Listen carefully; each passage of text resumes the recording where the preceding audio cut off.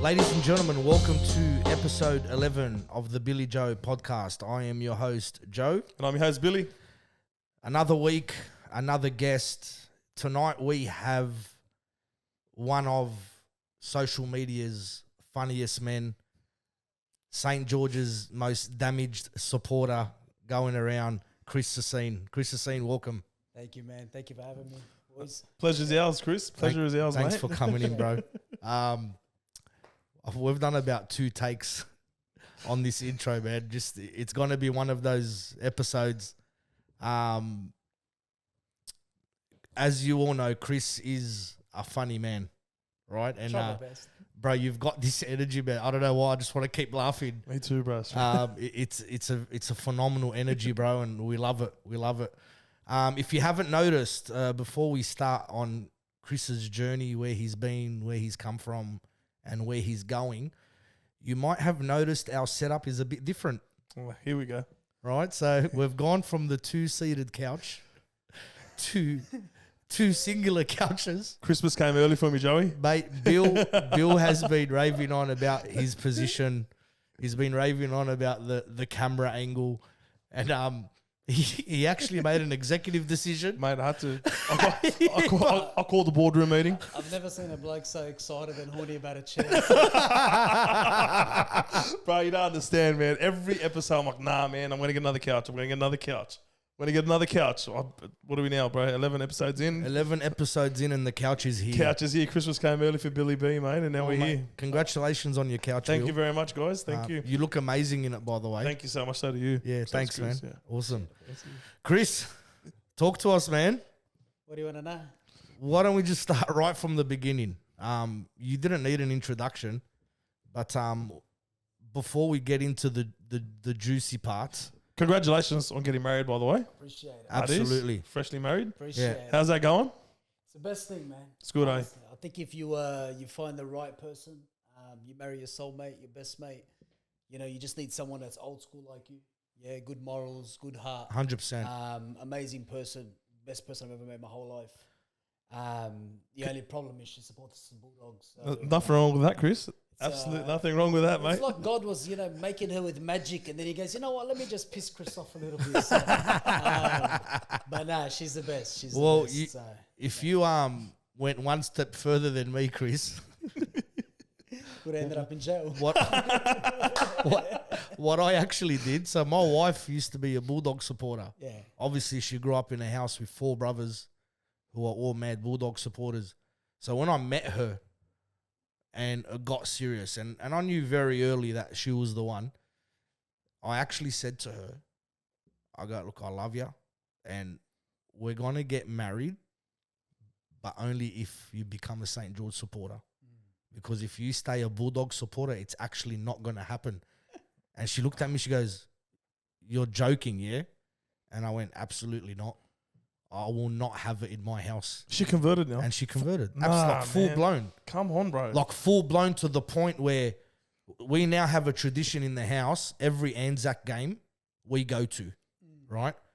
And she makes the bookings, bro. Like without even talking to me. She'll book the section. She'll send me the section, say, babe, because what we try to do, we try to change what section of Moore Park that we sit in every year. And she'll like run that section past me to say, look, we're doing this section this year. What do you reckon? But bro, all my girls are decked out in their St. George. I love that. She buys their shit. I feel sick, man. Yeah, man. See, So I got an agreement with my wife, yeah. So she doesn't really know too much about the footy, right? But she just says she goes for the Bulldogs, probably just to piss me off, and that's yeah. fine. But Sorry, the Chris, agreement- can you just go a bit closer? Yeah, the agreement that we have is that when we do have children, yeah, Yeah. they're supporting the St. George Dragon. That's it. There's no And she's good with that. she's all Done. good with that. Perfect. Like, she doesn't care to a point to piss me off when it comes to my children supporting the Yeah, Dragons. done.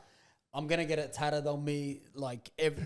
That's a win. That's a win. So I'll Bro, take how it. beautiful are those colours, Chris? Beautiful. Aren't You've they? actually lightened up. This room has been doom and gloom for the last 10 weeks. I can't believe I'm sitting here. And this week, man, there's just like this nur coming out It's of coming you. from my bald head. That's what Mate, I do not know how I'm sitting here, man. What do you mean, bro? I don't- I'll do it every week with you and Phil. Yeah, but yeah, Right. I thought about Phil. Every Oh, yeah, week. Phil, you good? That's good, Phil. Mate, Phil, we love him. Hey, we spoke about it. We're actually going to get Phil on this side of the camera 100%. in the up and coming weeks. we just got to give him a nice little haircut. You know, Yeah, give him a I don't little know. He's sleeve. not, I'm not liking it today, bro. He looks very rugged. Had a big day at work, I think. I'm looks just very nerdy tired. that he's a real estate agent. I'm filthy. Chris, so, bro, talk to us. Take us back.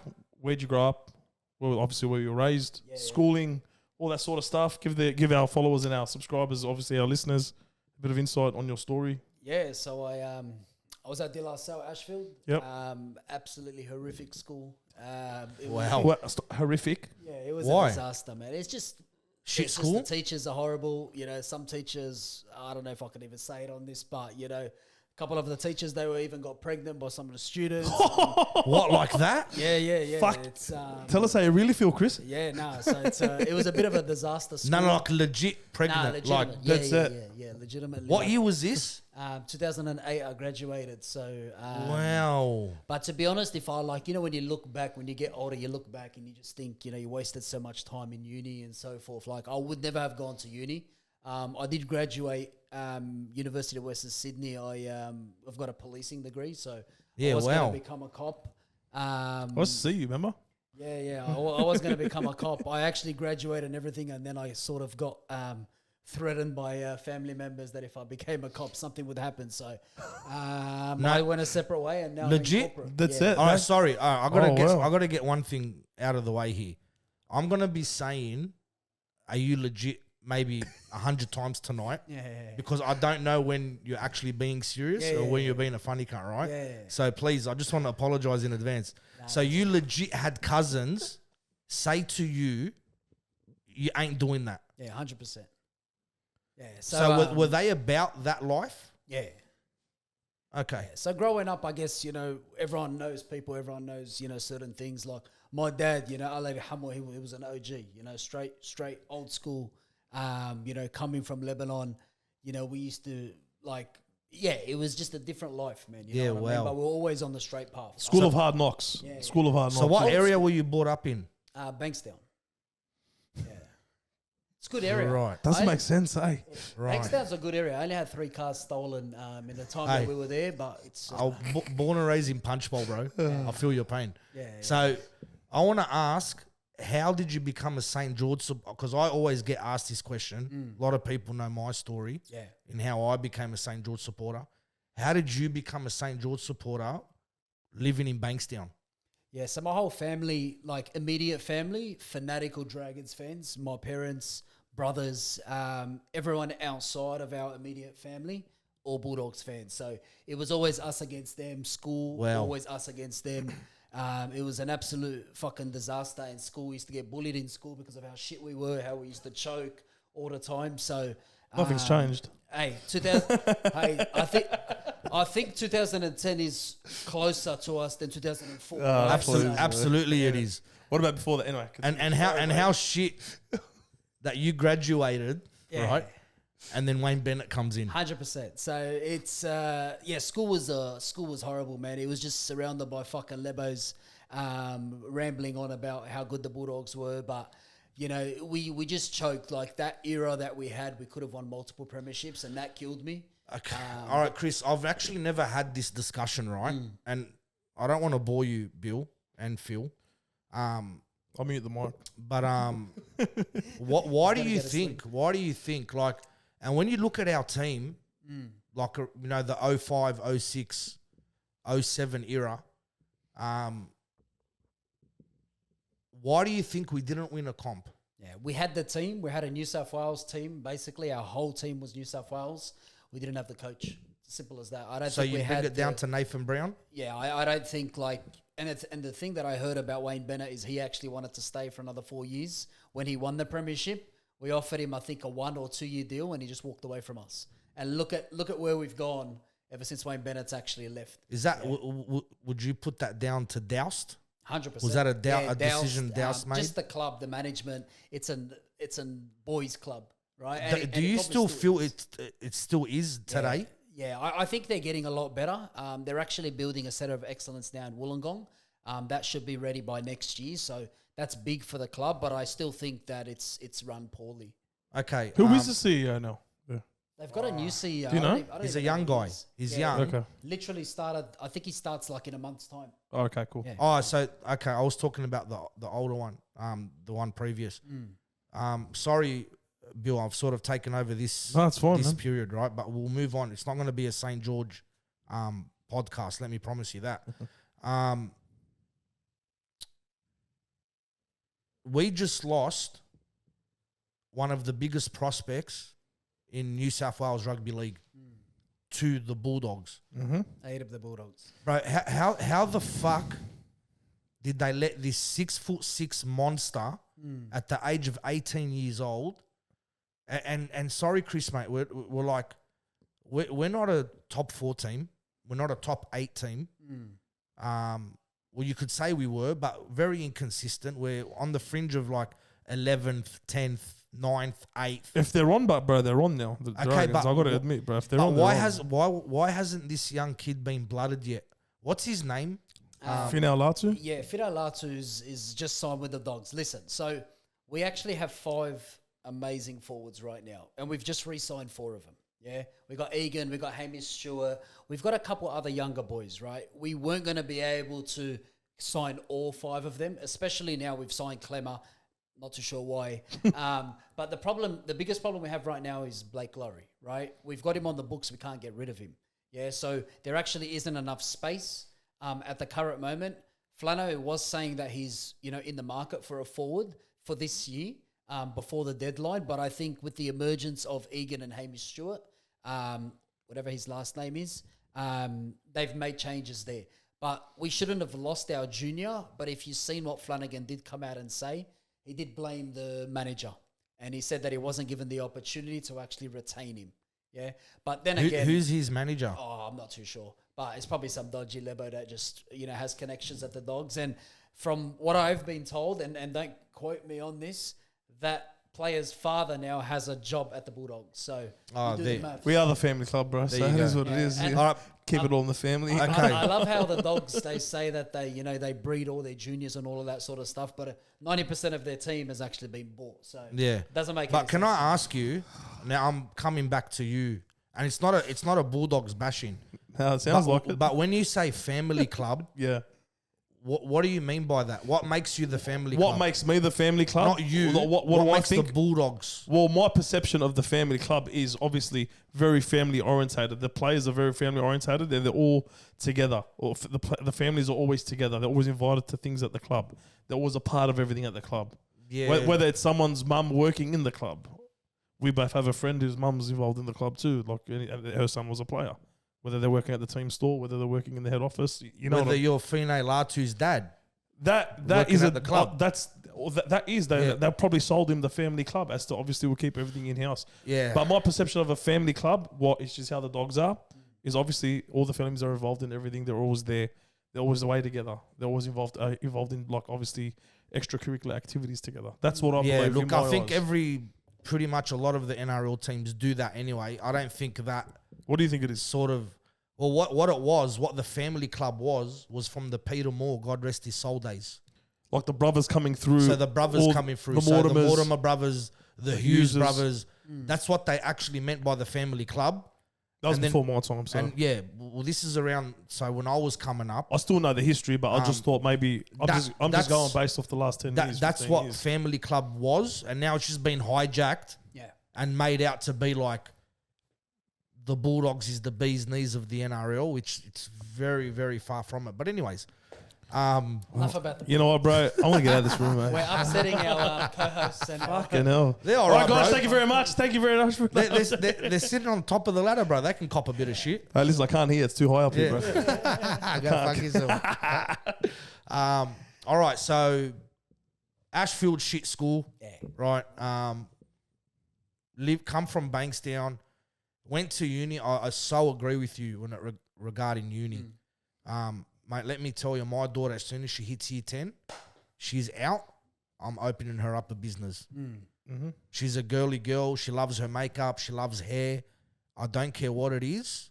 Whatever her passion is at the age of 15, she is out, right? Because if I had my time again, forget even when I went to uni, I wouldn't have gone to uni. I wouldn't have finished year 12. Now, it's not for everyone out there, so please, I'm not making a disclaimer that every kid should leave in year 10. There's obviously some professions that do need 100% a degree, right? And we push all our kids for excellence in academia, and we push our kids to be the best. Academia, that's the big word. You like that one? I've been work. If you're going to become a teacher, doctor, dentist, whatever it's going to be, you need uni. You need it. Story, Absolutely. Like the only reason why I went to uni is so I didn't get bashed by my parents. That's the only. That's where I was going with that. So that's exactly why I went to. That's why. What do you mean? This is why a lot of Middle Eastern guys finish year 12. It's not to get bashed. 100%. You know what I mean? I wanted out in year 10. I wanted out in year 10. But the only reason I stayed is to keep to do what our culture teaches us to do and whatever a lot of other people do. Go to uni. I've said it before. Go to uni, get a good job. Yeah. It's that. Well, that's part of it. We had a full episode on Bill. And his journey. Yeah, I've seen it. Sorry, his degree served him well for what, 8 years, 9 years? No, about 10. 10 years. 10, 15. Right? And he gave it up. And he's not, it's not, okay, the degree's there. It's something he can always fall back on. I understand. But kids these days, there's so much pressure put on them that if you don't go to uni or you don't get 80 or 90 in your ATA or whatever it's called today, you're a failure. You got no chance at life. Bro, I can name you 10 blokes off the top of my head that I know personally. And like even Anthony Salome said it in his episode. He goes, he was that stupid that they didn't even give him a score. It just said below 30. Just right?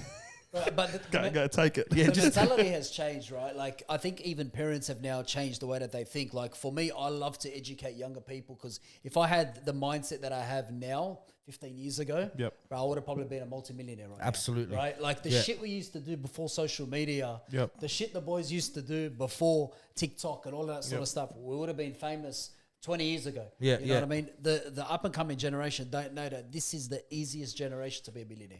100%. Chris, I just want to ask something, bro.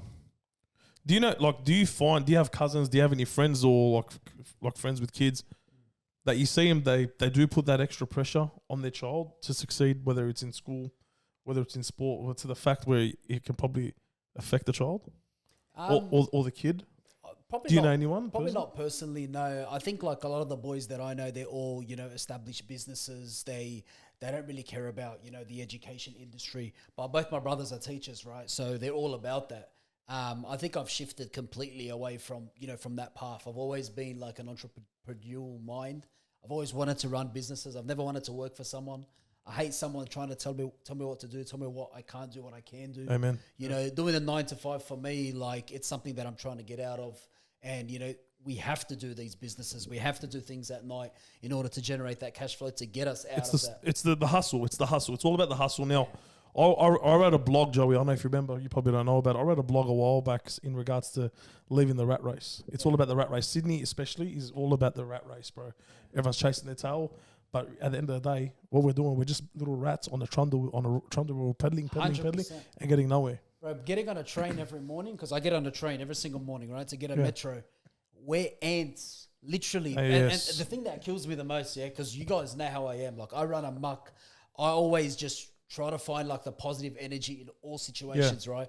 But every single person on that train, head down, depressed in their face. Yes, bro, yes. That shit kills me. And especially when you actually take a step back. Yeah. And you and watch make it? that conscious effort to watch it. I'm the same. I used to do the same. It's mind blowing because I always do it, Bill. Yeah, bro. Right? I always do it. I always remove myself from the situation and I look and I think, what the fuck is going on here? Almost like an out of body experience. You're just watching it. You're just watching them. Yeah. But you see that everywhere. Like, to be honest, any workplace that you work at, especially if it's one of a toxic workplace, you look at your colleagues and they're like, fuck, I hate work. I hate coming in. Bro, you hate coming in. Find something that you love. Yeah. That shit kills me that people are wasted every single day doing their 9 to 5 just to make ends meet, hating their life, taking that hate back home, which obviously isn't going to be healthy for whatever situation they And have. you know what it is too, bro. The 9 to 5, right? It's a job. You know what job stands for? Just over broke. So you're never gonna. And that's my perception anyway. As just having a job and not without hustling on the side, bro, you're never gonna get anywhere. But how are you going to get ahead?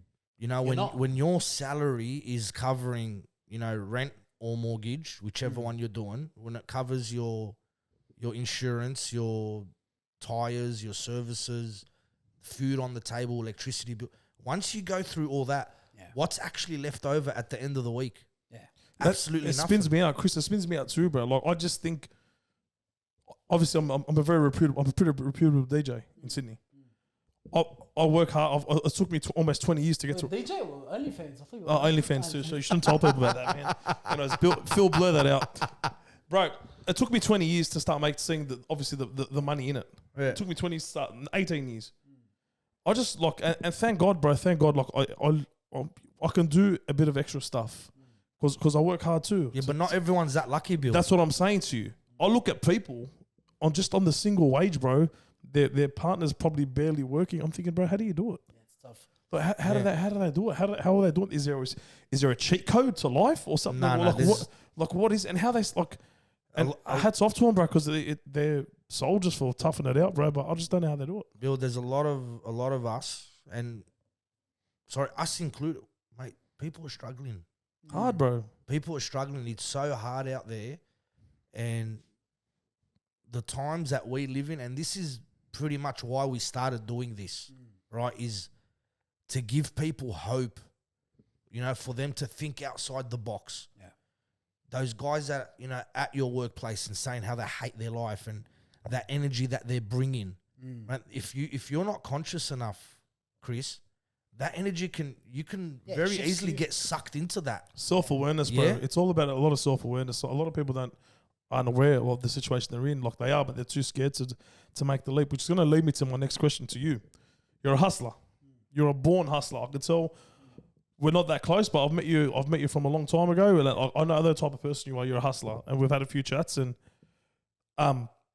bro, the dream. How can I put it in a nice way? What's your advice to say to what's your advice to people now? Because you're trying to build businesses on the side. You're self-aware. You know that people are in the rat race yourself.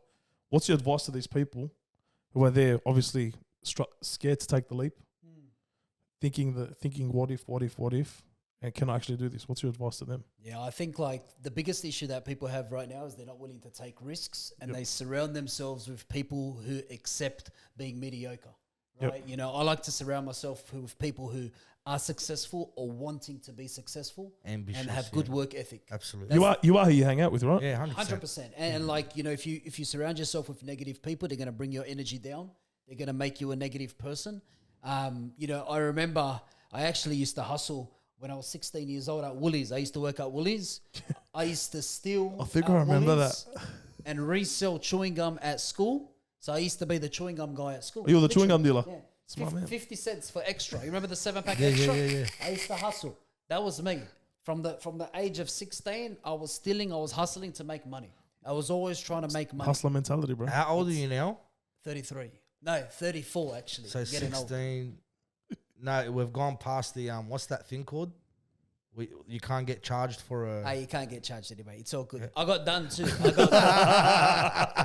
I got caught because it got to a point where I moved away from doing chewing gum. You to upgraded to what? Selling Barocca performance. Wow. Yeah, and then I was selling phone credit. Remember the $79 caps? No way. Yeah, I used to put it through the machine and then sell it for $30. True story. I got Wow. caught. Oh my god, I'm dying. Did you ever get to a stage where you crushed the Barocca and sold it in bags? No. All right. No, that would have been a concern. But like the mindset that we're talking about, like, you know, my first business that I started, I was working at a stockbroking company. I was making good money. I was a manager there, but I wasn't making enough to be like, fuck, I still need money. I need money. I need to do something with my life, you know? And my boss goes to me, what do you like to do? I said, I like sports. You know, I love talking about sports. I like giving people predictions and getting people to bet on this and bet on that. He goes, why don't you just start giving predictions on Twitter? I go, yeah, all right. 8 years later, 500,000 followers on Twitter. So What? Yeah. So before like this social media shit, like TikTok and all of that, not many people know I haven't been doing it for too long. I'm just myself. I've done it probably for 10 months, 11 months. But prior to that, everything social media wise was on Twitter. Wow. And still is, you know. So everything's there. I got it tatted on my arm because it's something that, you know, means so much to me. And everyone globally knows me as BK. But everyone in Australia knows me as the Dragons guy, which is embarrassing because if we were winning, different story. But So you're the owner of BK Sports? yeah. So explain to our listeners exactly what it is and what you do Yeah, so basically, in depth. yeah, initially it was just giving predictions, building spreadsheets and so forth on an app so people can use that data to bet on sports. It then escalated to a point where I was doing affiliate work for betting companies, working for betting companies, promoting for betting companies. So, you know, global betting companies like 22Bet, Bet365, they will pay you thousands to promote their product. They're big hitters, bro. Big, They're big, big hitters. Yeah, and to be honest, every week I'll still get a betting company hit me up. But to be honest, the way that they try to earn money from you, it's very sly. And I don't accept deals, and you know we're speaking about this off the mic. I don't accept deals that will actually affect people that follow me. Okay. So I don't have it in me to scam anyone or to take money from people, small businesses. Something I was telling Joey about earlier that I would get every couple of days on my Instagram DM a restaurant or a business hitting me up, say, hey, we'll give you $500. Come and tell everyone, do a video that our burger is the best burger in Sydney. Okay. I can't do it. It's not genuine. It's not genuine. Yeah. So my content will always remain genuine. Yep. I'm happy to promote a business, to earn money for myself, my wife, for my family, Yep. in a genuine way. If you let me do a video for your business in a funny way, I'll put your business in the background, whatever it is, but I'm not going to go out and tell 30,000 people this is the greatest burger, because what actually happens is, say 2% of people actually go, they lose their money, they hate you, and your image is gone. Absolutely. A few people like that, aren't there? Yeah, 100%. They'll sell themselves. Absolutely. Which leads me to my next question. This has gotten a bit too serious for a Chris Sassine potty. Yeah, I know. I didn't expect it to be like this. No. This is why we're here, bro. We're here to show Chris Sassine the man. Okay, I know, but The man. I want to Who he is as a man. Yeah, but I want to laugh. Chris, make us I wanna laugh, laugh. bro. I'm not Make- that funny. Make me laugh now. What was the first video that blew up on TikTok or Instagram, whatever it was you were on, and made you think, fuck, I'm onto something here?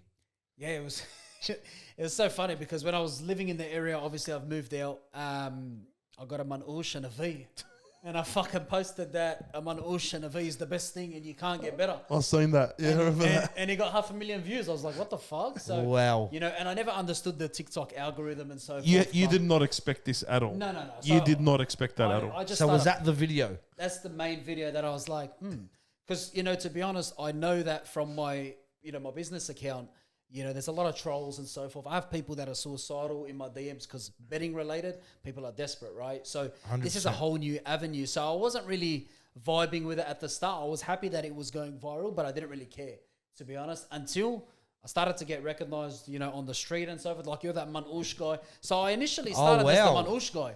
It's like, Not the St. George guy, the Wow. Manouche guy. it's like, because I'm not that fat. I don't eat manouche every day. But you know what? I ran with it. You're in the car, right? You were in the car, you had the video. I remember that Yeah. video. So Yeah, what's and the I'll- what's the video? I haven't seen it. It's just a video saying, name me a better Duo. duo than a manouche, a V, at 6 a.m. with Arabic music cranking in the background. And then it's going to basically send you to the toilet. It's as simple as that. It's dumb, cuz. 10 seconds. But there was think nothing like that I back then, bro. I There was think no I- one, I think no one I done have that. seen that one. Yeah, Yeah. so it's just random, bro. And then, Yeah. now it's sitting, I think, just under 500,000 views, which is obviously pretty big for TikTok. But yeah, that's basically how it started. And I just read the comments, and, I do pay attention to the comments.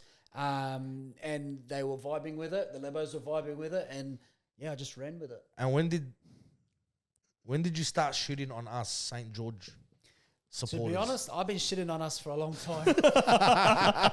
I just didn't put it on social media. But I think when I started to obviously post rugby league related stuff, because I'm not going to talk about something I don't know, right? Yeah. I'm going to talk rugby league. I'm going to talk football. That's all I know when it comes to sports. Yeah, I can talk all day, all night, just like both of you can, right? Yeah. We love our team. We fucking bleed it. We cry. We laugh. Whatever it is, right? It's our football team. Yeah. So when I started posting about the Dragons, I knew I would be able to show who I actually am. And like I was telling you boys, you know, off the mic, a lot of people, they say to my wife, is Chris actually like that? Is he fucking 24/7? He doesn't stop. He doesn't shut the fuck up. She's like, yeah. That would be amazing. You know, That would be like Cuz you get a free comedy session every night. does it do it in? Like you're at Enmore Theatre every night for free. Bro, how good, eh? Does Hey, she listen, hate She's it? got the she best. complains. She's Nah, got the so best she, gig. she honestly, my wife, like she has. Tell no- us. Can you tell us about her? What Because do you want to know? earlier, no, because you said some nice things, but you didn't really go Yeah. in depth. So How did you just meet and stuff? Yeah, so I actually worked with her, and I didn't talk to her for 2 years. So she's one of those girls. She's an introvert. She's got her earphones in her ears, and she literally won't talk to anyone. Yeah. wow. So you know, I actually resigned, and when I resigned, I said, "Fuck it, I'm going to take the risk and I'm going to go for it." Shoot And, your if shot. and I shot my If shot. if she and if she knocks me back, I'm not here on Monday. Yeah, that's it. exactly right. So, Genius, masterstroke, So bro. it definitely worked. There was something about, you know, the bald head that must have been shining. Yeah. She must I'm have telling been, you, it's that Noor.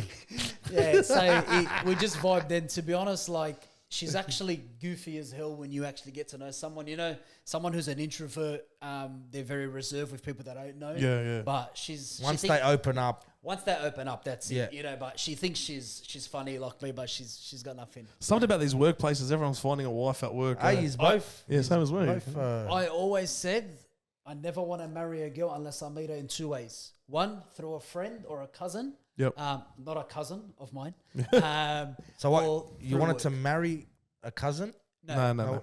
Through a friend or Oh. a cousin. Yeah. So like if someone introduces, yeah, or Yeah, through right. work. I didn't want to pick someone up, you know, at a club, restaurant, any of that sort Yeah, of yeah, stuff. 100%. And to be honest, she actually lied on our first date, and her sister put a tracker on her to make sure that, you know, nothing was going to actually happen. She'd never been on a date before, nothing at all. Wow. Everything's a first. So like, you know, to actually, I think the only reason why she said yes is because one, she would see me at work, so she knew, you know, who I was. But Yeah, yeah. her sister put a tracker on it. Did you believe Yeah. that? So was there a point where you blew up on socials? She put a track up. She put a tracker. I'm just gonna say, if I ever get rich, Yeah, sorry, but those. Valentina, you're dead to me anyway, bro. So let me tell you, man, those Chaldeans, bro, don't fuck around with them. They're proper, bro. They're proper. Can I just talk about Chaldeans for a second? Because beautiful people, right? Very similar to us, you know, Lebanese, right? Yeah, yeah. The biggest thing that I learned about Chaldeans is that they use a shafaita. Do you know what you got? Do you know Yeah, what yeah. Yeah, yeah, yeah. Guys, that's the greatest invention since fucking light bulbs. You got one at home, eh? I You've got ever done a 3. video? You've done a video of him. I got 3 at home. Listen, the best thing, if you ever want to clean your ass, buy one of them, cuz. So let me- In English, they're called bidets. Bro, trust me. Can I tell you a quick story, Game Chris? changer. So I'd never grown up with one, right? Yeah. So anyway, I'm doing a job, right? I'm pouring a slab for this customer. And funny enough, I think there was a manoush involved. It was early morning. With a V or? Look, I wasn't a big energy drinker, so I'm not going to lie, but Yeah. good chance it was a bottle of Coke at like 6:30 in the morning. Good Champion. diet, good diet. Breakfast champions. Bro, if I tell you the muggers hit, Yeah. right? To the point I knew going to the car, I wasn't going to make it. Yeah. We're touching cloth. So, bro, cloth, mate, picky boo was happening, right? Oh, the bungee jump. Cuz, can you relax, bro? Like, they're going to tune out. Anyway, I'm going to try and make this as quick as possible. So I knock on the door and I go, so the homeowner was Indian. And I knock on the door like, he comes, he goes, hey. Did he actually shake his head like that? Phil, get a close up And of that. I go, he goes, Joseph? I go, Ranjit, mate. Of course it was. Of course his name is Red. His name was Ranjit. I go, mate. I go, I am so sorry. Do you have a bathroom? I gotta go. He goes, yes. Anyway, so I'm making my way in, cuz, and like, it was like, anyway. I do what I just make it the biggest relief, because if I tell you, I was sweating bullets. Anyway, biggest relief. We've made it. We're good. Don't need to go home and shower. So I look to the left and the right. I'm like, there's no fucking toilet paper. Nah. Right, and like we needed toilet paper, Chris. Anyway, so like I get up with, pants around the ankles and I'm shuffling over to the cupboard and I open it up and I'm like, mate, there's no toilet paper. I'm now stressing, right? And I didn't want to tell the homeowner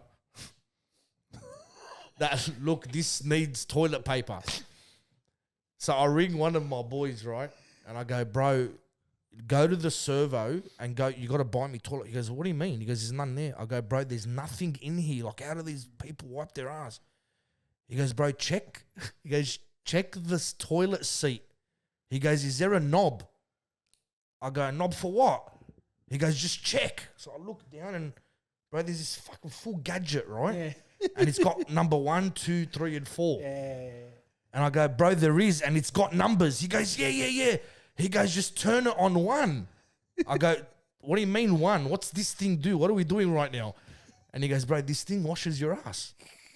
And I go, get the fuck out of here, bro. I'm not doing that. He goes, bro, just do it on 1. Anyway, Chris, Bill, so I get this thing. So hesitantly, I go on 1 and I went, oh! Right? And then I quickly turned it off. Then I done another one, like a shot. Level, yeah. No, I kept on 1, but I was on and off. Yeah. So it was like shooting and stopping. And I go, you know what, man, this is not bad, bro. I go, let me try number 2. So I went to 2 and I went, yeah, this is like, we're good, man. So then from 2, I've gone straight to 4. And I've just sat it on 4, bro. And I've gone, I am getting a bidet. No way, bro. Yeah. Bro, the best thing, right? And I'm trying to make this sound Sexual. but bro, wow. We're all real here, bro. So when I got married, I went and bought, like, I got excited. New house, every day. I went and bought toilet paper, all that sort of shit. I still have the same toilet paper that I bought 6 months ago because we haven't used it because of the... Really? Yeah. So you don't need toilet paper at all? No, you don't. At all? So you use it as long, like, until you think that's it, you're gone. But I'll still do, like, 1 wipe and we're done. To dry type But thing. to be honest, I actually still didn't understand how a bidet works. So what I done one day is I turned it on and I got off the toilet seat and it just shot straight out of the window. It literally like a fountain, bro. When I walked out, I was like, what the fuck? They come- Every wife was not happy. They come on an angle. So if you are interested in a bidet, so in our showroom, Yeah. I actually sell toilets that it's built in, right? Yeah, ours is built in. So it's actually, bro, this gadget is phenomenal. It's censored. So when you walk up to it, the toilet seat goes zzz, Yeah. and it opens up the lid for you. Yep. Then you crack a seat, bro, and it's buttons, yeah? And it even got a detachable remote.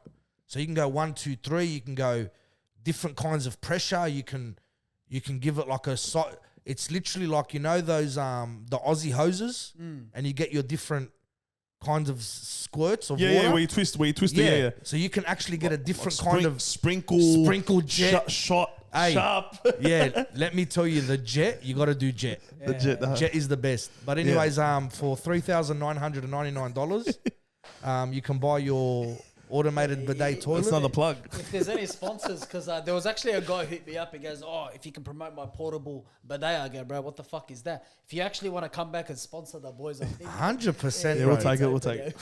Chris, speaking about your house, now you've purchased the property. Yeah. I believe it was very well documented about how you purchased your property. Yeah, so we actually made the Daily Mail, which was pretty funny. Yeah. Because it was 6 months of disaster.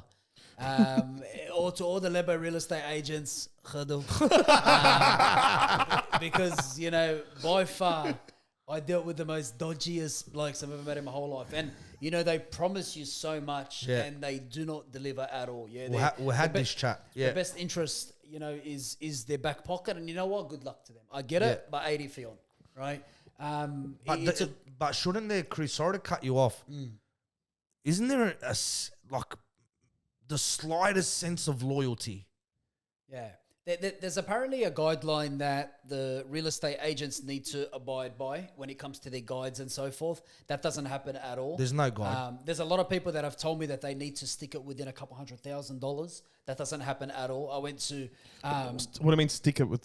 Can you So if- elaborate? So so the if the reserve guy- price. Yeah, no, I'm just saying, just so Yeah. Yeah, so everyone else can if the understand. guide is, for example, 600, it shouldn't be going over 800, right? That's what I was told. Okay, I was told that a couple months in. I don't know how accurate that is, but that's false advertisement. Yeah, But that is a law because they actually Phil. Is this right? What's the law when it comes to the price guides? He just started. So they don't even teach them on their first day. Well, there you go. So Should I call my friend? no, but I can safely say Yep. that I don't know if it's 200,000. Yeah. But they have, whether it's There's up a or buffer. down. Yeah, there's they've a buffer. They've got and- that buffer that they can't exceed. Yeah, and to be honest, I've had so many people since the video reach out to me, real estate agents saying, if you need something, I'll look after you. What they've done is illegal, all that sort of stuff. I said, bro, fuck you. It's too late. They'll probably do the same thing. They'll probably do the same thing anyway. 100%, because everyone has the best interest of their own pocket, right? And I get that. But yeah, 6 months of disaster going to auctions. End of the day, bro, they're working for the vendor. You know what I mean? They're working for them. That's who's paying them. 100%. I got a question for you, Chris. Now, bro, obviously it was quite the journey for you to purchase your property. Now, obviously you were getting married, a lot of pressure. You want to be set up. You want your house. In Arabic we say tufrush baytek. You want to get that all sorted so you can obviously get married, move in, settle down with you and your wife and enjoy life. Sorry, what's that? What? Tufrush baytek, like a furnish your house. Yeah. Furnish. Okay, Furnish. I'm with you. Yeah, furnish your house. Now, bro, I can't imagine the pressure and the stress that you would have been under, bro. Like I think it was. Can you explain to us how long from when you purchased how long you started looking for a property to when you bought it, when you settled, to when you got married, to when you moved in? What was the turnaround time? So we got engaged in around February-ish, around February-ish. So we started looking, right? Obviously, when you get engaged to a Chaldean, the wedding is coming up very soon, right? We actually They don't waste time. They don't waste time. My cousin's marrying one, bro. I'm best man, so I sort of know. I know the guy. well. So we actually got engaged and married in the same year, right? So getting engaged, married, and buying a house, it's not easy at all, right? Especially in today's market, the prices are ridiculous. So we're probably on and off 6 to 7 months every weekend, going and viewing houses, auctions, absolute disaster. And, what hit me the most was obviously falling in love with a house. I was told to never fall in love with a house because it probably won't end well. It will end in disaster, and that's actually what happened. Yep. The last house actually put me over the edge. It, had a price guide of 800,000. My maximum was $1 million, and the first offer was $1,050,000. Yeah. First offer. Yeah. So if I was ever going to go to jail, it was going to be that day. That day. Yeah. Because the person who put an offer, he had more money to give, an extra couple 100,000. He ended up going for I think 1.3 around that mark. Price guide is 800,000. I can see it from both angles, right? Obviously, these guys want to make a buck. These guys it's their livelihood. Totally understand. But from the real estate perspective, but as a purchaser, Yeah. bro, that's a kick to the gut, bro. But hang on a second. Hang on. There's so many industries, right, that are guided and restricted to how they do things and what you can say. Like if I tell you my quote, in the construction game. I want to say something after this. Continue. Yeah, my quote. So I'm not even doing the job yet. My quote must have 3 things on it. My ABN, my license number, right? And I think the other one is like terms and conditions. Must be on a quote. If they're not on a quote, there's a $2,500 fine or something to that magnitude, right? Sorry, when it comes to real estate and why I'm getting a bit worked up about it is because I did go through some horrific real estate stories during my time of selling and buying. And let me tell you, bro, it's a shit go. And it needs to be regulated. You cannot. And they do it to get numbers, bro. Because when you go to an auction, you'll find there's 50 people at this auction. But how many have registered to bid? maybe 2, Yeah. right? A lot of them are fake as well. And well, most of the times, yeah, right? So it's a numbers game. So when they say, oh, price guide, 800,000, and then you get a young couple like Chris and his missus, right? They're in the market, they're getting married, the excitement's there, their hopes and dreams, and they've basically hung everything on this one advertisement. Yeah. For you to rock up and the bid starts off at 1 million, bro, that's shit. It is. But That's shit, and nothing you can tell me, nothing. Nothing. as a business can justify that tactic. What if Nothing. it was just a full blown coincidence that someone just came? Okay, Bill, that's one. But how many times does it happen? Come on, bro. So like a once off, if there's a big Asian buyer comes in with money, owns the I get casino, it. good luck to him. But when it's happening consistently every day, every weekend, I wasn't going to one auction on a day. Yeah. Because I would go to a specific area Yep. and go to say 3 or 4 auctions. Yep. One of them I'm getting. Yep. I wasn't getting. You went, yeah, true. Right. It was Especially if you're going to that many, so bro. when it's occurring 3-4 times a Okay. week, that's now become industry behavior. Chris, can I ask you something, bro? When you go into these auctions, right, you see the price guys for argument's sake, 800,000. Would you look at recently sold to see what they were going for something similar that you wanted to buy? Yeah, definitely. Was it on par or no? It wasn't on par. It was on par. What was killing me were the actual agents that were on site. So, I would actually walk in and I would try, my wife would try. We just asked them, we basically say, listen, we've been going to auctions.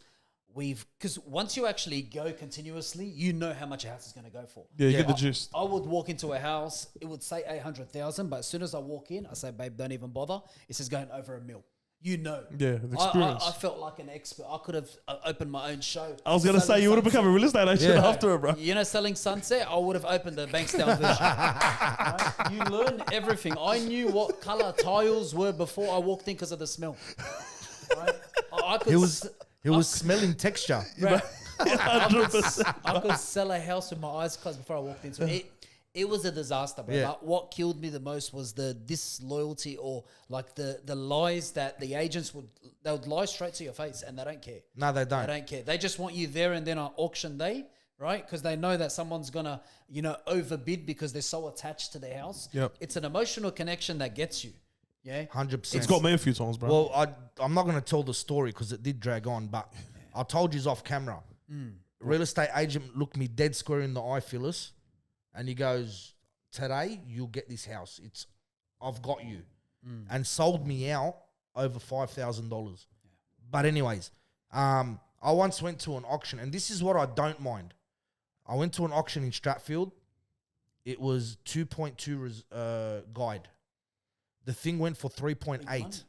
Monster. It went for 3.8, Chris. From 2.2 guide. Yeah. Do you know why it went for 3.8? No. I can have a guess. Get. I'm not going to say it. All right, They so don't know how to drive, right? yeah. Yeah, but you're right. Okay, you're both right. But ask me why they don't know how to drive, why they went for this house. Why'd they go for that or something? Because it was number 88. Oh, they love the 88, bro. That's true. It's good. They paid $1.6 million over the reserve because of the fucking house number. That's phenomenal. And that's a cultural thing. Yeah. You cop that. You cop it.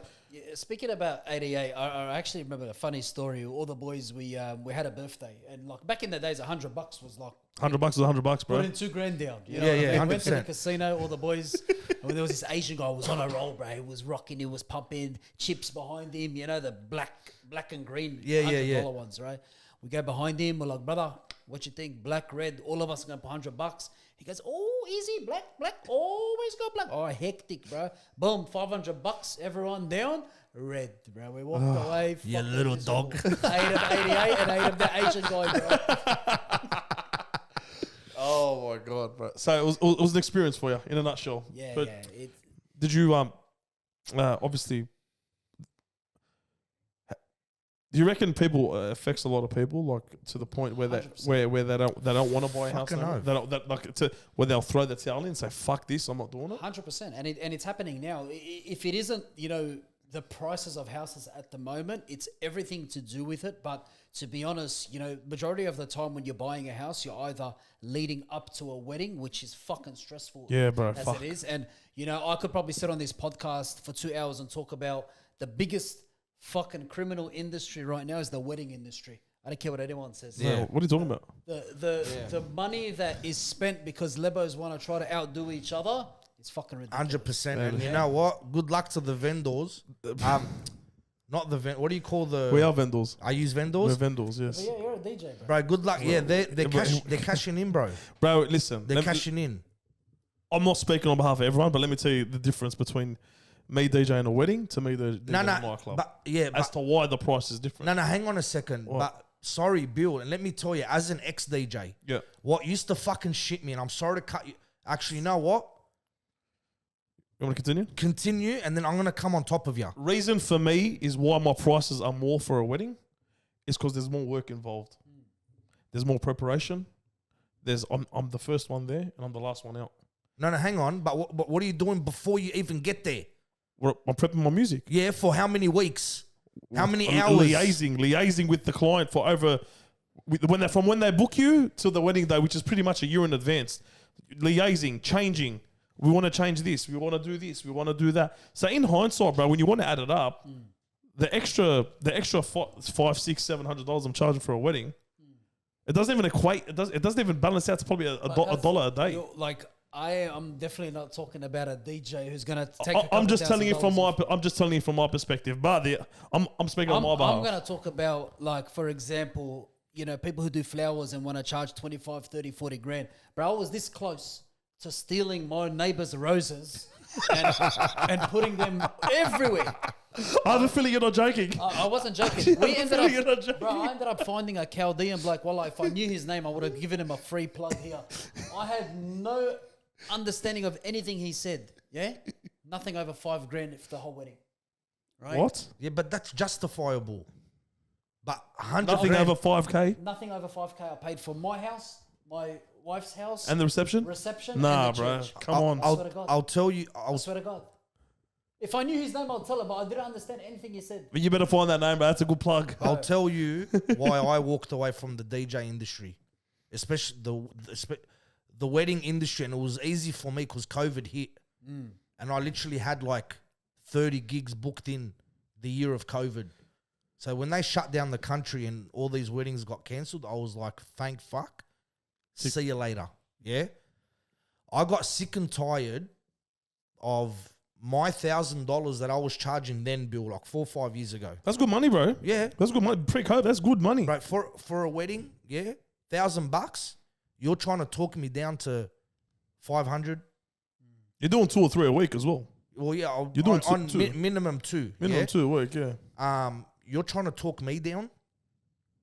Hang on a second, sweetheart. How much did your dress cost you? Yeah, 30 grand, 25 grand, 15 grand. How much did your flowers cost you? 15 grand, 10 grand. How much is your drummers? Yeah, your 20 drummers. Yeah. How much is your wedding cake? Bro, wedding cakes, were They're fake. Yeah, they're fake. fake. 3/4 of them are fake. The right? whole thing's fake. The bloke told me to cut one piece right here. And don't go above it. I'm like, hey, are you reusing this cake? Cuz I paid for it, bro. But that actually that used to spiral me. Like, how dare you? It's on me whether your wedding is shit or it's gonna go off. 100%, bro. I can ruin your wedding in half a second 100%. if I fuck something up. Yeah, I get you. You know what I mean? There's so much responsibility on a DJ. How much pressure? Explain to him Bro, how much what do you pressure mean on pressure, the DJ. bro? So you're Tell 'em. sitting there, right? And it's easier now. It's easier now because now you have laptops. Chris, I used to DJ, when we had CDs. So I used to have a A4 piece of paper. So I would have Page Boy, Flower Girl, Barbie Girl, right? So I used to have to burn 2 CDs. So I would burn 5 songs on one CD, 5 songs on another CD. These were just the entry CDs. Entry songs, yeah. So I'll put both the CDs in the CD player, and then I'll track 1, right, was Barbie Girl. So I knew, right, play. As they're walking in, I'm behind the decks, right, with my headphones, loading the second song, queuing it to get it to the, because it's an entry. You can't enter someone from the start of a song, so you got to find the hype song. I don't have a laptop that you can find. Press the button. You can You find that. you can set the part cue and mark. You can set the There's cue no point. cue mark, right? You got to do it manually. I got to do it manually. So then I'm hurrying to do the second entry. Then it's the third, the fourth, the fifth. Bro, get the fuck out of here, bro. Not just that, bro. The bridal waltz. Imagine You say it. Go. the Tell me. bridal waltz, right? Your wife, has been dreaming about her bridal waltz since the age of 6 years old. Yeah? Wearing her white dress. The dream. Marrying her Prince Charming. That's me. That was you. She was dreaming of Chris from the age of 6. Yeah? You're now at, where were you? Paradiso? Lantana? Lantana, right? 1,000 people. 800 of them fucking crazy Chaldeans The fairy that will tale. pull out a shotgun and we're all dead. The fairy Right? tale, bro. The dream. You got drapes, you got fucking the chandeliers, you got this, you got that. Imagine your DJ, presses play on your bridal waltz and you're actually looking into your eyes of your wife saying, babe, I know I had a chat with my wife saying, babe, we fucking, can you believe we're here? We're here, We yeah. done it. Or whatever you say to your wife, I said the same thing. right? And then the song skips. Or stops. Or the USB fucks up. The song stops. Or the CD Right? scratch. Don't forget, we're working with electronics. Out of your control. Something blows a fuse. The thing shits it. You download the wrong version because at the end of the day, Chris will tell me as a DJ, I want Celine Dion, right? What's the Celine Dion song? The Hills Are Alive. Ed Sheeran fucking What perfect, yeah. right? Say you say Ed Sheeran perfect. So I go to YouTube, I type in, and There's Leanna Lewis remix of it. back when I used to DJ, bro, there was a lot of fuckwits on YouTube. What they used to do, Oh, yes. they used to put a song up and corrupt The file. the file, the end of it, right? Yes. So when I had to download, I actually had to sit there for 3.5 minutes and listen to the whole song to make sure that this was a good file. And there's no glitches, nothing. But what if I download a song, Your Bridal Waltz, Ed Sheeran Perfect, and then 2 minutes and 10 seconds into the song goes, To be honest, I'd laugh. maybe I shouldn't use Chris Sassine as That's an example. He's your wife. Because you would probably laugh. But bro, anyway, I'm gonna move on from this. A lot of pressure. But lot of pressure. anyone out there, bro, if you're booking a DJ for your wedding, that should be priority more than your dress, 100%. more than your cake. I'm sorry. I agree. Thank you, Joey. No worries, bro. I've got you, Bill. I got you too, my bro. Thank right. you. BSB You got me too? 012226. I'll send it account later. So you're going to number. come back to DJ? He's going to come back to DJ. Yeah, literally, get him back All into right, it. so That was just a plug for yourself, wasn't it, bro? nah, cuz fuck that. Cuz I will eat rice and tuna and I'll never DJ again, bro. What's wrong with rice and tuna, bro? No, I love rice and tuna. Times are tough, guys. Sorry, cuz, but when you've been eating lobster for the last few years. All right, Chris. So you've blown up on social media. A little bit. I would say a bit more than a little bit. More than that, bro. But I'll tell you, when I told my wife who was coming on, I go, oh, babe, we got Chris Sassine this week. No, she asked, she goes, oh, babe, who you got this week? And I said, oh, Chris Sassine. She goes, the funny St. George guy. Sorry, cuz, if my wife knows who you are, brother, you're fucking funny. I don't know if I would prefer the Manouche guy or the Dragons guy, but Yeah, we'll that's take it, man. But nah, it's been good. It's been good. I think people just they just relate to a lot of the shit that, we talk about, whether it be sports, whether it be, whatever is happening. I think like social media, I'd love to be able to discuss certain topics that, wouldn't get us shut down. That would be good, to be honest. And I think that when I do stop working for someone and for a corporate company, I'll definitely come out with some other stuff to discuss. But right now, bro, we're just vibing. People that go on TikTok to actually escape their reality, right? To escape some of the shit that they deal with. And people want to laugh, right? And that's what I notice. If I go on TikTok, I want something to be funny, something with good energy, something that's actually going to, change my mood. I'm not, with like the emotional side or that deep side of, you know, stuff that I see. You want to sit in a shower with your St. George jersey 100%. on and turn on that cold water. But you know what's funny? The boys were there watching the Dragons game last week, yeah? I didn't sit for 80 minutes. I can't sit, cuz. When I watch a Dragons game, what you see is what you get. It's on. So do you take it personal during the game? Well, like, Where to like be you honest, get upset? yeah, I'll take it hard. Okay, so how do you switch off from full time? Because I'm going to be honest with you.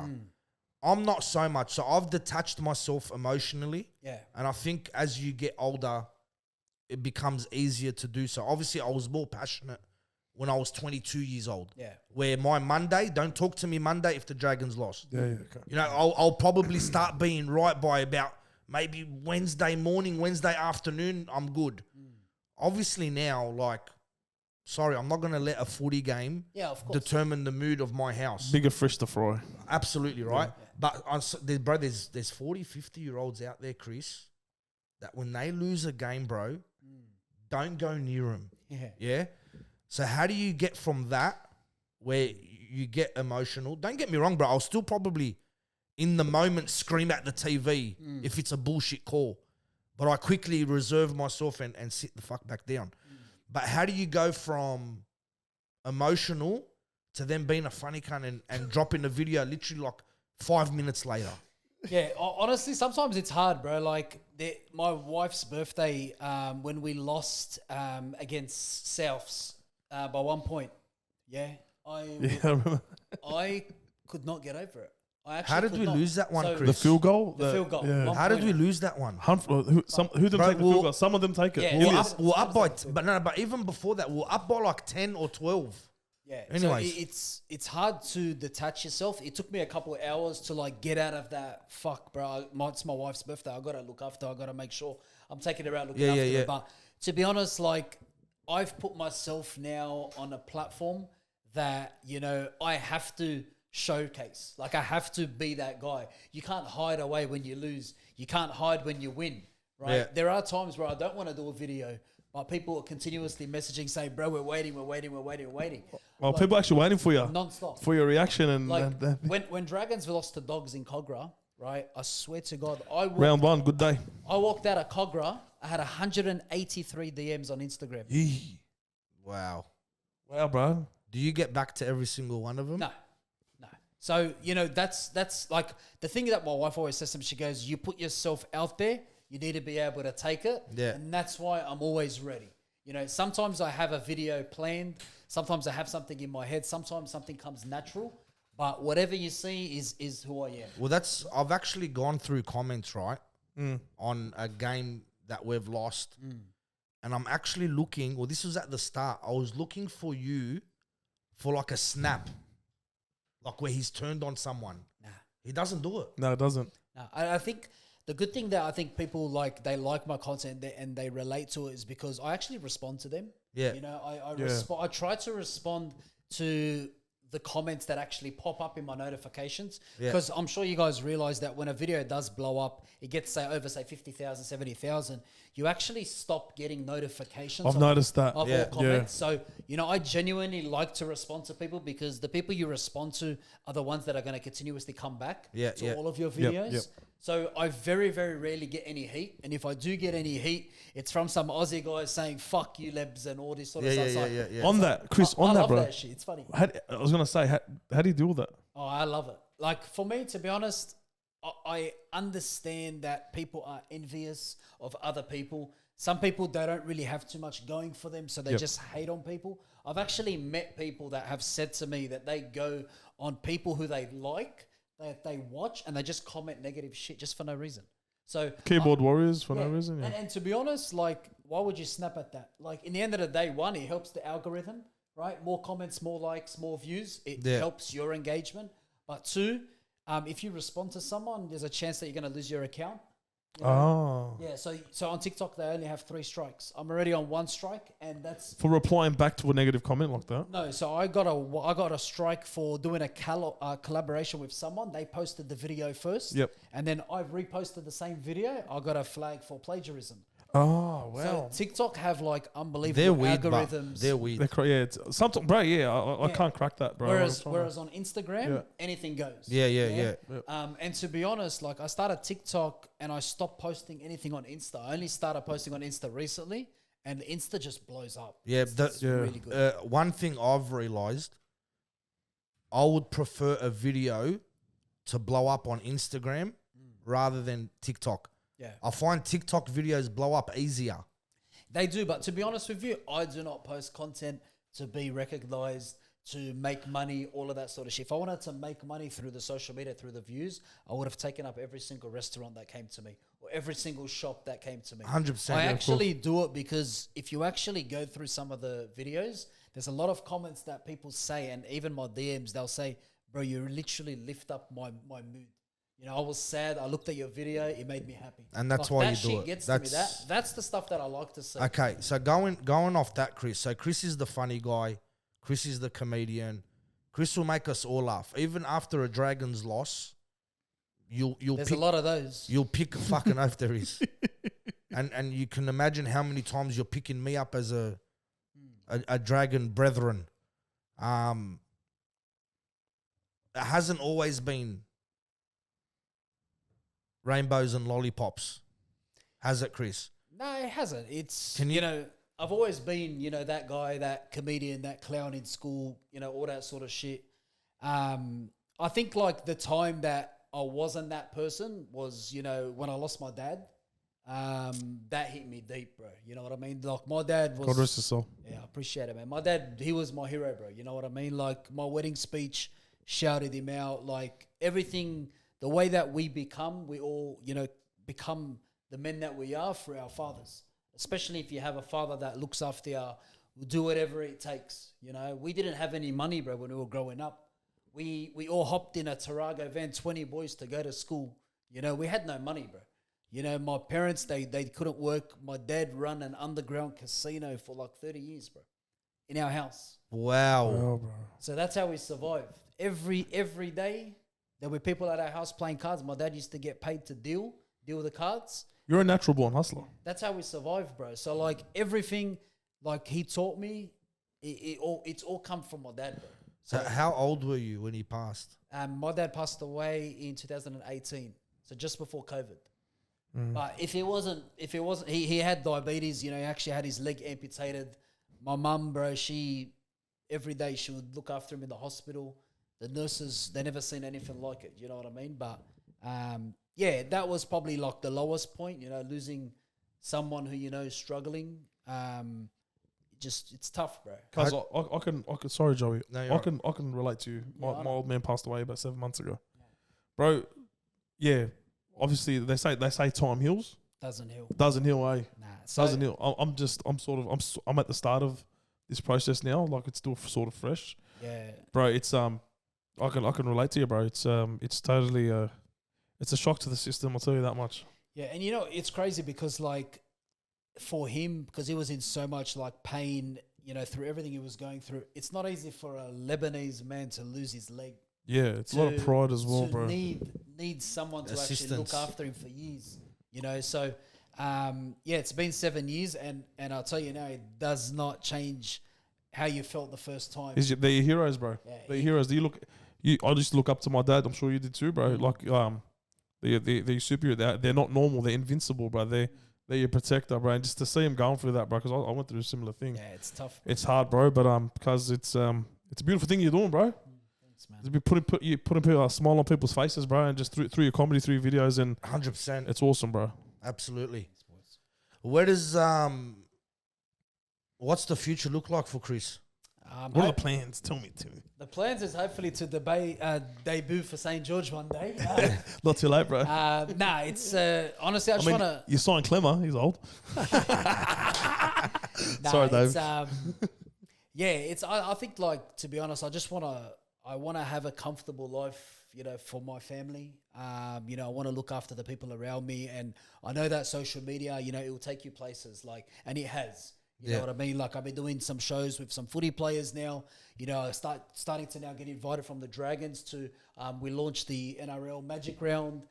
the indigenous round, all that Crazy. sort of Oh stuff. wow! So actually doing work with them, doing that. Crazy. You know, so it's actually been really good. You know, social media is just it's a gift that people, if you use it the right way, it will elevate you to a status that you never thought you would ever have. To be honest, In 2010, if I was to say to you, Chris Sassine, listen here, bro, you're going to be hosting a show at a noble pub in Sydney with Jamie Soward, what would you have said to me? I said, "Fuck, man, sign me up." So there you go. Fucking Does it spin you out, bro? It must spin you out, Nah, yeah? it does. Like even last week, we hosted a show with Jamie Soward, and you know, someone you look up to, someone who won the premiership, and like you idolize someone, you're sitting right next to him, and you know you're hosting. Yeah. You know, it's actually not an easy gig, to be honest, to host shows in front of people. So I'd love to get, like, the dream that I always had was to be a sports journalist. So I think that, you know, doing social media, talking about sports, you know, meeting the right people will elevate me to that status. We know a guy. Absolutely. We know a sports journalist. You know him too. Yeah, so and it's been good. So I've been getting, you know, like paid gigs and stuff like that. So it definitely helps. But to be honest, I never started this to make money. I just started this to just be myself and show people who I am. But when the money comes, you take it. you know you're not gonna say no. You take it. Show me the You're not money. gonna say no.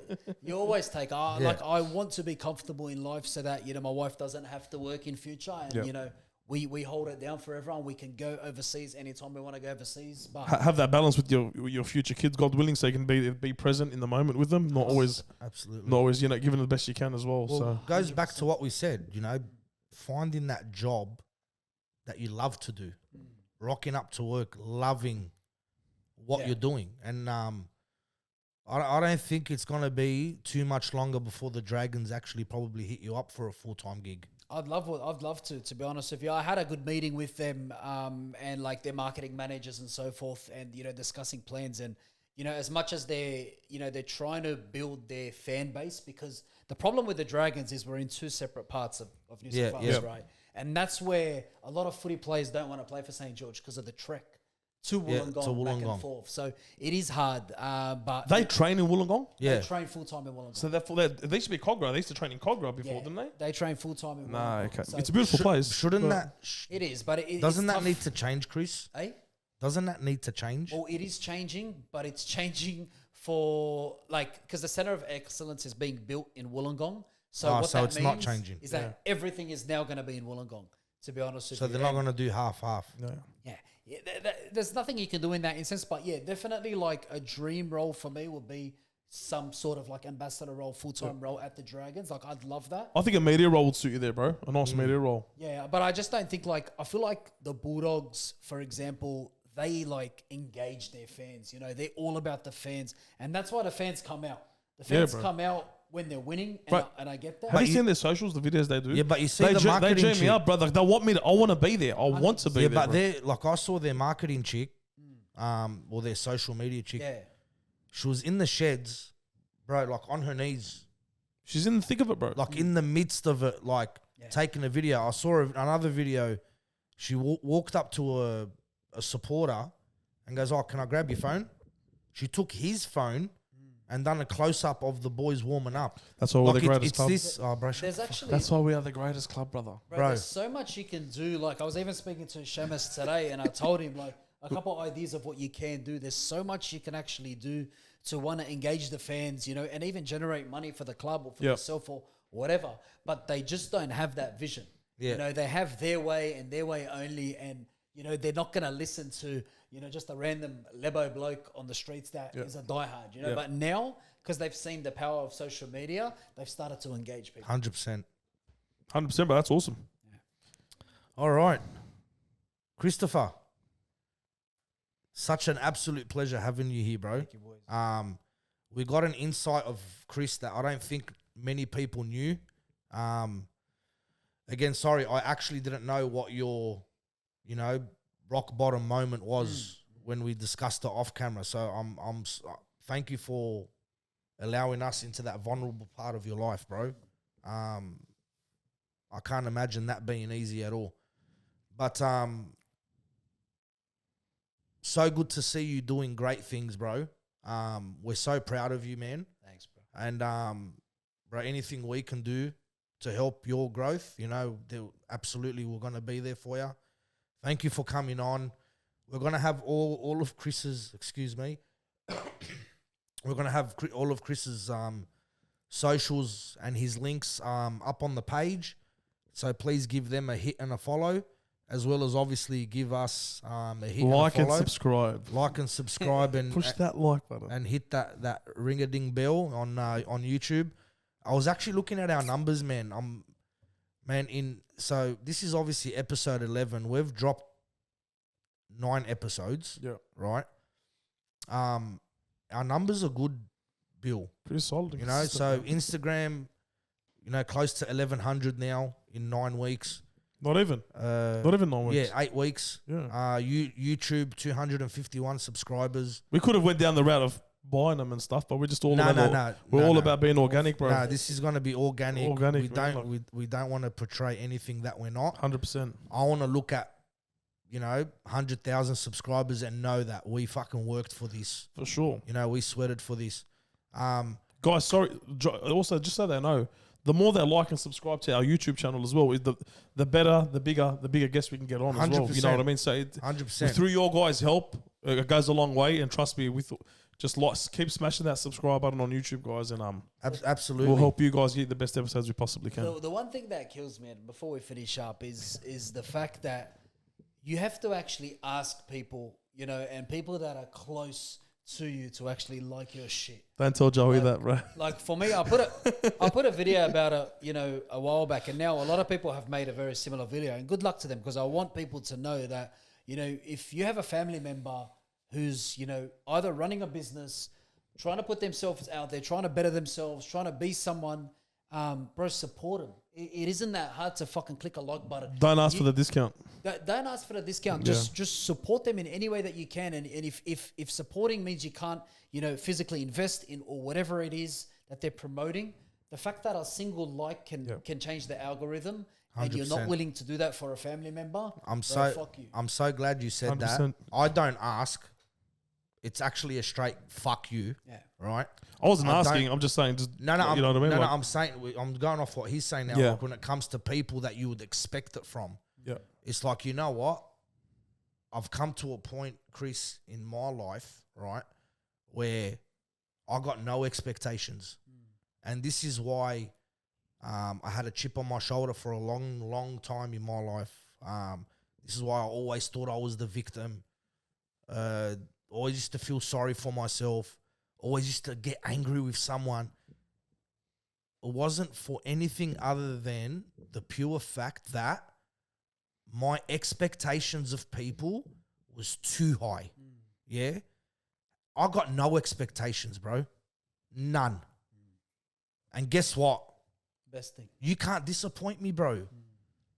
Because I'm not expecting you to hit that level of respect, that level of loyalty of what I would give you. Yeah? The shit I would do for someone. Bro, I was a yes man for a long time. I couldn't say no to people. I was saying. If I had something booked in at 9 o'clock and then Bill would call me, say, oh, hey, bro, can you come help me move ABC at 10 o'clock?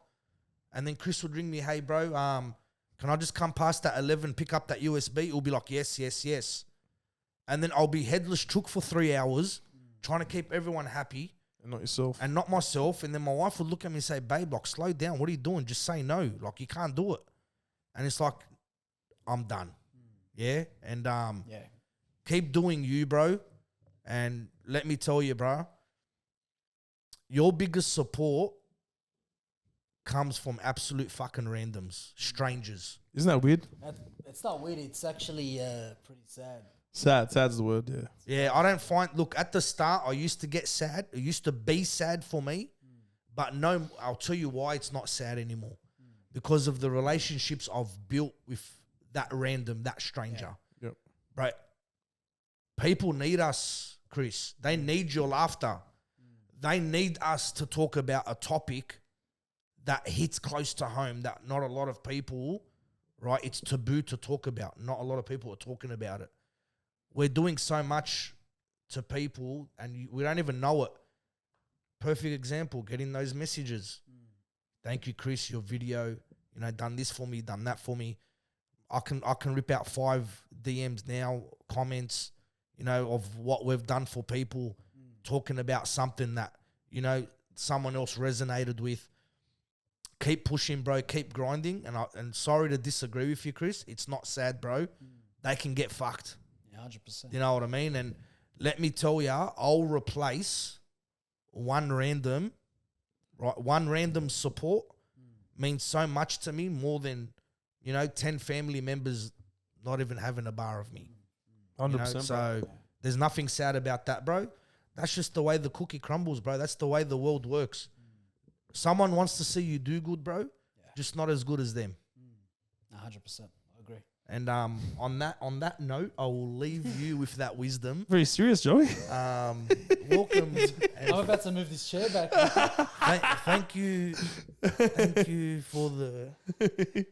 Thank you for joining us on episode 11 of the Billy Joe podcast. We absolutely love you guys.